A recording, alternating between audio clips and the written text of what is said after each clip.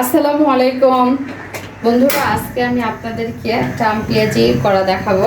সকালে আমগুলো আমি দেখিয়েছিলাম, পড়া আম, মানে এখন তো রোদে অনেক শুকায় আমগুলো পড়ে যাচ্ছে, যার জন্য ওই আমগুলো এখন কি করবো, ওর বাবা জুস খেতে চাইলো, তো জুস খাওয়ার মতো আমার মনে হয়নি, অনেক আম একটু নরম হয়ে গেছে।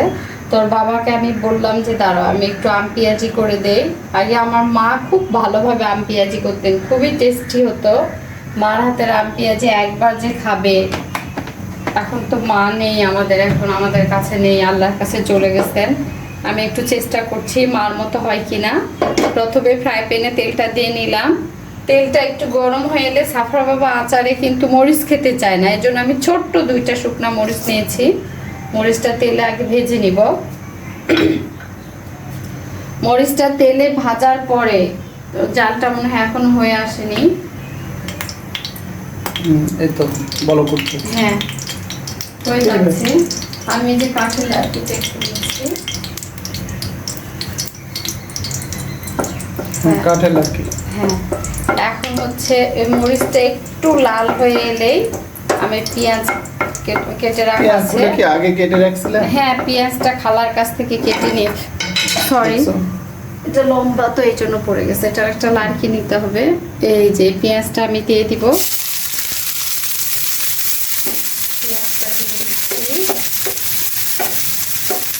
এটা বেশি একটু পেঁয়াজ দিতে হয়, কারণ নামই হচ্ছে আম পেঁয়াজি। হ্যাঁ, পেঁয়াজটা একটু বেশি দিয়েছো, তাই না?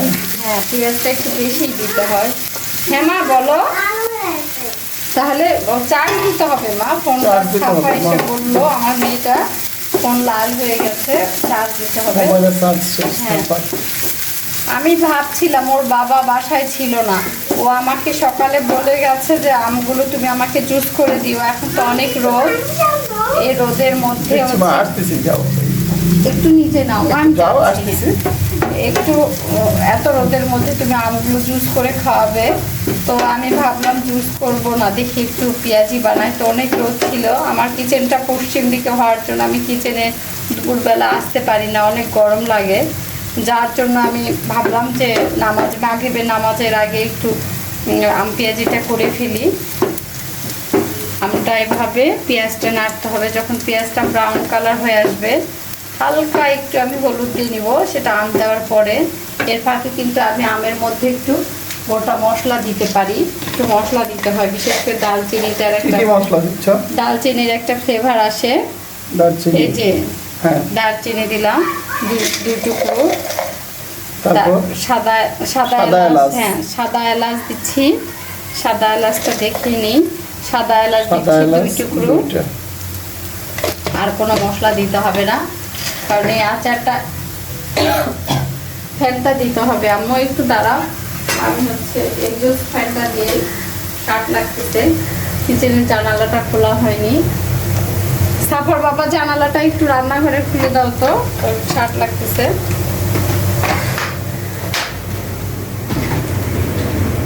আমি এই ফাঁকে একটা তেজপাতা দিচ্ছি,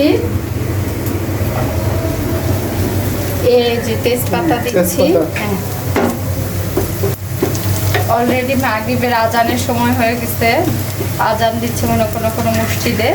আমারও রান্না প্রায় পেঁয়াজটা হয়ে আসতেছে। ছুটির দিনে আসলে আমি রেসিপি দেখাতে চাই, ওর বাবা ছিল না বাসায়, আমরা মা আমি দুজনে ছিলাম। হালকা পাতলা একটু মাগুর মাছের ঝোল করে রান্না করছিলাম, তরকারি, শাক তো করছি, সাদের শাক রান্না, তরকারি ছিল ফ্রিজে রান্না করা, যার জন্য রান্না করা হয়নি। এই যে এখন আমি আমটা দিয়ে দিব।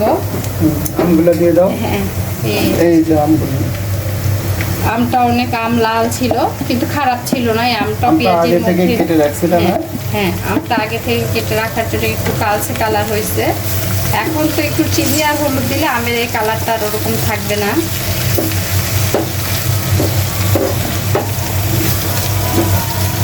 এখন এর মধ্যে চিনি দিব, কারণ আমি এখন চিনি দিলে আমটা অত একদম গলে যাবে না, আর এই আমগুলো তো একটু আম গলবে না। চিনি দিচ্ছি, চিনি বেশি দিব না, কারণ ওর বাবার বেশি মিষ্টি খাওয়া হবে না। হালকাই চিনি দিলাম, একটু হলুদ দিব, অল্প হলুদ, একদমই কম হলুদ, বেশি দিতে হয় না। সামান্য একটু হলুদ গুঁড়া দিলাম। কিছুক্ষণ থাকতে, এটা সময় লাগে, অনেকক্ষণ সময় লাগে, যেহেতু মাগরিবের আজান দিয়েছে, ওর বাবা জামাতে নামাজ পড়তে যাবে। আর পুরোপুরি হয়ে গেলে আপনাদেরকে দেখাবো আমার আম পেঁয়াজিটা কেমন হয়েছে। এখন একটু সময় লাগবে, যেহেতু আমার সাথেই থাকেন। হ্যাঁ, আমার আচার হয়ে গেছে। আচার বলতে কি, এটা হচ্ছে আম পেঁয়াজি। এই আম পেঁয়াজিটা ভাত দিয়ে, ভর্তা দিয়ে, আর হচ্ছে ডাল দেবো, যখন আমরা ভাত খাবো তখন খেতে অনেক মজা লাগে। আমটা যদি আমার কাঁচাই থাকতো আর কুচি কুচি করে আরও কাটা হতো, তাহলে একদম তেলের উপরে আসতো। তো সাফার বাবা আমাকে বলছে বেশি তেল দিও না, তাহলে আমি খেতে পারবো না। ও মিষ্টিও একটু আমাকে কম দিতে বলেছে, ওকে একটু খাওয়াই দিলাম, তো বললো একদম পারফেক্ট হয়েছে। আর এইদিকে আমার মেয়ে আচারের একটু ঘ্রাণ পেয়ে বলতেছে, মা আমাকে একটু থালাই করে দাও, আমি একটু টেস্ট করে দেখি পেঁয়াজিটা কেমন হলো। মজা হয়েছে আম্মু? ওকে একটু থালাই করে খেতে দিয়েছি। এই যে হয়ে গেল আমার আম পেঁয়াজি।